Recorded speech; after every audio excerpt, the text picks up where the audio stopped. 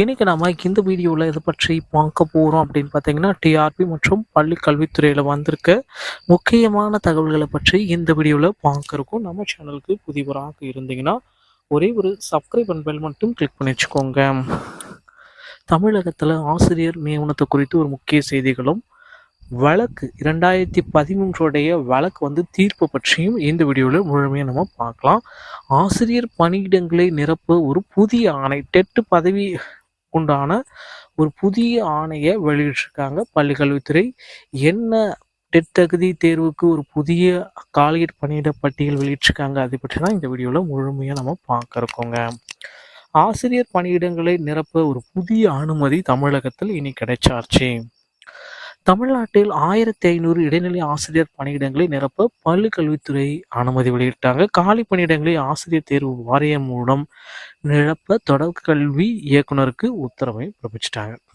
So dead தேர்வு மூலமாக பார்த்தீங்கன்னா பேப்பர் 2 மூலமாக 1500 இடைநிலை ஆசிரியர் பணியிடங்களை நிரப்ப பள்ளி கல்வித்துறை ஒரு முக்கியமான முடிவுகளை வெளியிட்டிருக்காங்க.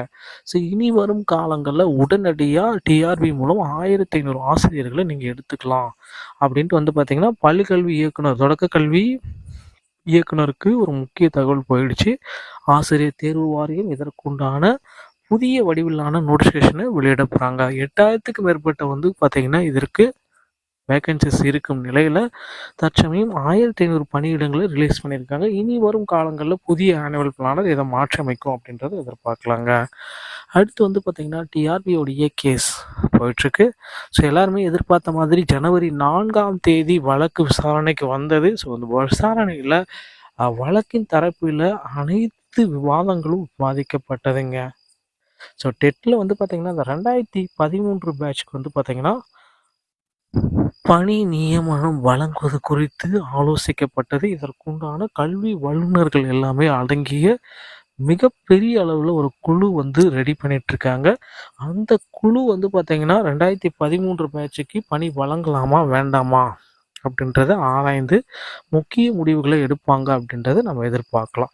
ஸோ இதனுடைய தீர்ப்பு பார்த்தீங்கன்னா அடுத்த வாரத்துக்கு வரும் அப்படின்றது எல்லாருமே எதிர்பார்த்துட்டு இருக்காங்க.